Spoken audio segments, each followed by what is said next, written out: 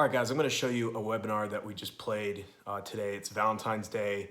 That's why you'll see some of the hearts and stuff in the background on Jake's background. And he is going to give us an intro for Barry Habib. He is a economical savant. He's going to help you figure out and realize where these rates are going. Right now, it's mid-February as I talk about this, but he's going to show you how you can predict where these things are going and what economic factors to look at to show you, hey, this is why we have an extremely strong reason to believe that rates are coming down towards the end of this year and next year into 2024. So it's just a little choppy in the front, but it's really good stuff in here. So guys, enjoy. Like you guys need any introduction, but we have Barry Habib, CEO and founder of MBS Highway, Crystal Ball Award winner. We've had him on for movement webinars many, many times. The guy truly has a crystal ball at this point, but he said, hey, before we get into the content piece with Neil, I want to talk about what's going on with the market. I want to bring some enthusiasm, some energy, and some hope like he always does. So right now, one of the things that we're looking at is what's going on in this marketplace. We've seen rates move up a little bit. It's a temporary thing, and I'm going to show you why. I've got some charts for you.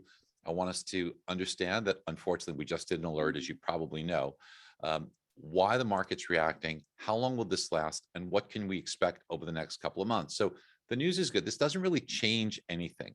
Those of you that have been watching what we're saying, we knew what to expect this month. We said that there's going to be a couple of times that the CPI report is going to give us some heartburn. And we said February 14th, Valentine's Day. We knew that was going to be a hurdle. We also told you about the one that's coming up on April 12th. That's going to be a hurdle, but the one sandwiched in between should be good. And the one after that should start a string of really good things. Now, the BLS came out with their jobs report, and that came out showing 517,000 jobs. That's what started this. It's not what it's cracked up to be, team. We've gone over it in the updates. Hopefully you've been watching. There's two important things.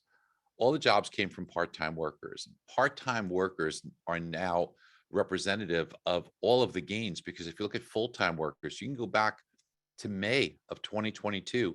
There are less full-time workers today than there were in May of 2022. So where are these jobs coming from? Well, two places. They did an adjustment called population control. Sounds like it should be in a sci-fi movie, right? Well, that was responsible for like 800,000 job gains. And then there's a seasonal adjustment, right? So if you take a look at the real numbers, there was a loss of 2.5 million jobs. And that's probably indicative of what you're seeing in the headlines. But they say, oh, we should have lost 3 million jobs. Amazing. So we now have a gain of 500,000 jobs out of thin air. Don't believe it. Look at the ADP numbers. They're more indicative. That showed 106,000 jobs. That's the lowest number in a long time. So the job market is softening. Inflation is coming down, and that means rates are coming down. We're headed for a recession if we're not in one already. All this is good news for mortgage rates and good news for housing. Remember, during recession, what's bad about a recession? People lose jobs. That's very sad. So if we go up 1% in the unemployment rate, which is about what's expected during a recession, that means 1.5 million people without a job probably not going to be looking at homes, right? Temporarily until they find one. But rates come down 1%, there's 5 million people in the US more qualified to buy one. That's why home values do well during recessions, because the number of people that now can buy a home overwhelm those that come out of the marketplace. People don't understand this. It's important for you to, because as we get these more prominent headlines and warnings, the media will do what it always does and try and scare people. It's up to you to show the way and show that this is really an opportunity. I've got some slides. I'm going to go quick with you. I know you're a quick study, so we're going to do this together and we're going to do it quickly. So, oh, hold on a second. Got a little bit ahead of myself here. I wanted to show you this as well, but I'm going to kind of back up here. Okay. I don't know if you saw the story in American Banker where it said, is it time to quit mortgage banking and real estate? I mean, this is just what's out there right now, right? So is it time to quit? Citing the fact that, volume levels on purchases are down almost 40%. We know that refinances are down close to 80%. We know that, right? But listen, team, we know this, that mortgage rates follow inflation. And if we take a quick look, you could see through history, as inflation on the bottom, this pink line moves up, mortgage rates move up. When inflation comes down, mortgage rates come down.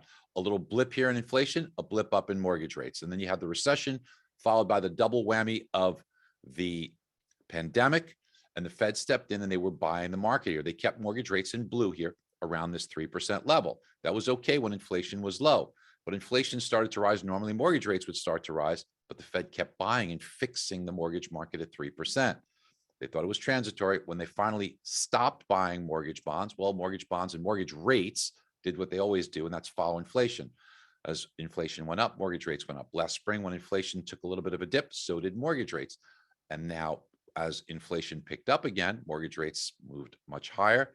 But now we've seen inflation come down, not coming down as fast as we'd like in the past report that we got today, but alongside with it, mortgage rates have improved. They kind of took a little bit of a tick higher here based upon that jobs report.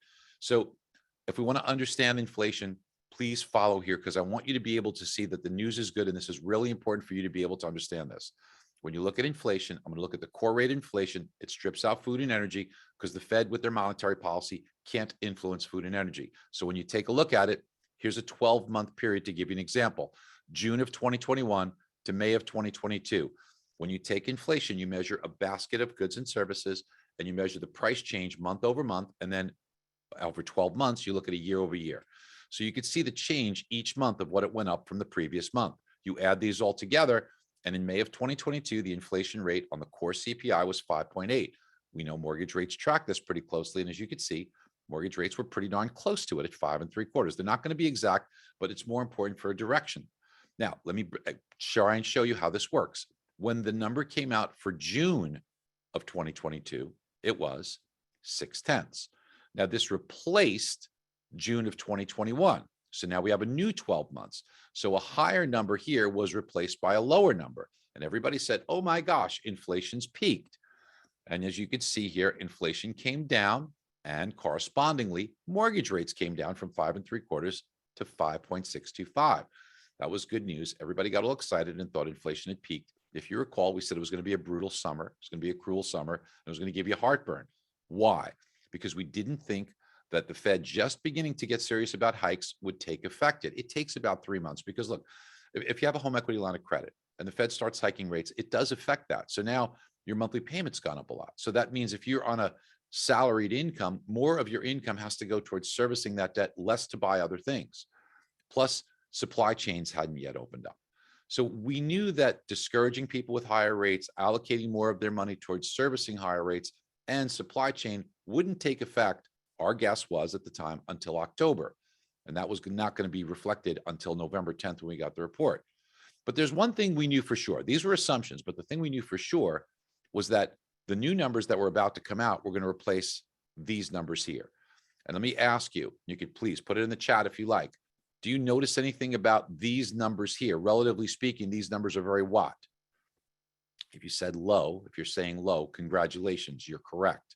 So we thought that the higher numbers would be replacing lower numbers, and that would cause these to go up. And guess what happened? Exactly that. Higher numbers came out because inflation was still persistent, replacing lower numbers. CPI went up from 5.7 to 6.7, and mortgage rates really took it on the chin, as now servicing values also got sucked out of the equation, and mortgage rates went very, very high. But if you recall, back in June, and several times in discussions with you, we told you circle November 10th. And we thought the October data, which would be released November 10th, would begin to show the effects of the Fed rate hikes, supply chain opening up, and we'd see lower inflation. Now, that was our best guess. So while that was a guess, what did we know for sure, ladies and gentlemen? What did we know for sure? That the next 3 months, we're going to be replacing these 3 months. And what do you notice about these 3 months inflation? You could put it in the chat if you want to. Now, if you're saying these 3 months were high inflation numbers, so they'd be likely replaced with lower ones, which should push inflation lower and correspondingly mortgage rates, congratulations. That's exactly right. And guess what? It's exactly what's happened.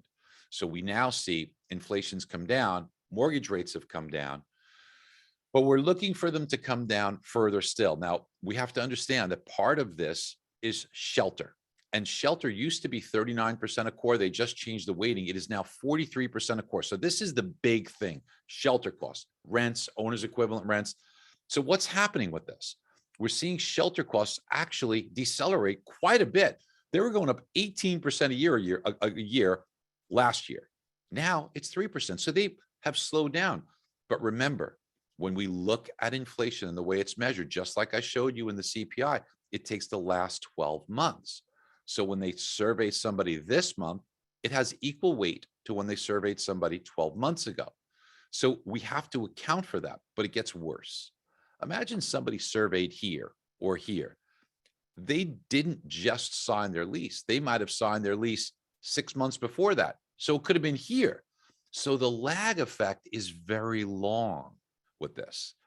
So that's why when you look at it, even today in this morning's numbers, the way it's reflected in CPI is it's actually showing it's rising. And that's difficult for us to understand. 43% of it is truly inaccurate. There's a very big lag. Now, eventually this will catch up and it'll act as a tailwind for us. When? Well, let's see.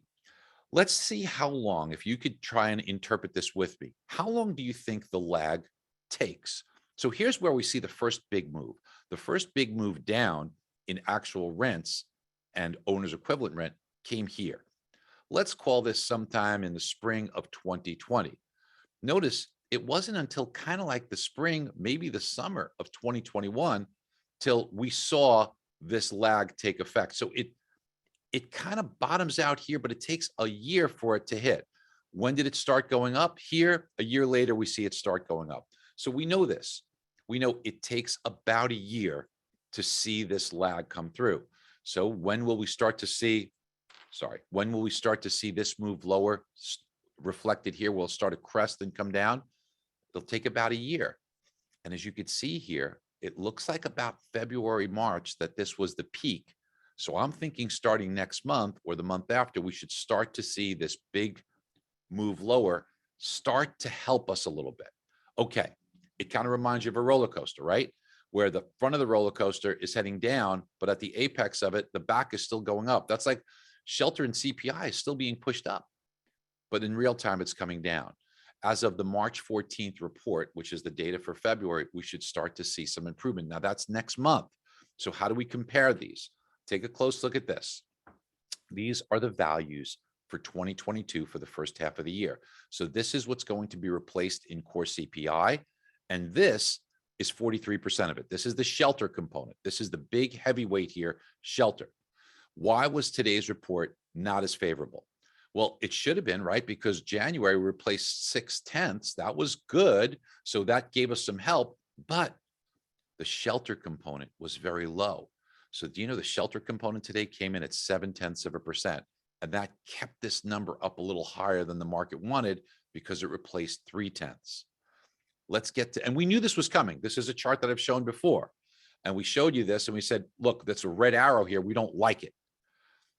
Next month, a month from today, March 14th, we should get a more favorable inflation report. Why? Because the shelter component won't be as damaging. And that represents 43%. And also, we still have a relatively elevated number for overall CPI. So we should make some progress next month. I am worried about 2 months from now. When the report comes out on April 12th for March, the shelter component will be cooperative, but the overall inflation reading is very low. And you're going to get all those talking heads on TV saying, oh, inflation's persistent. The Fed needs to do more. Inflation's still around.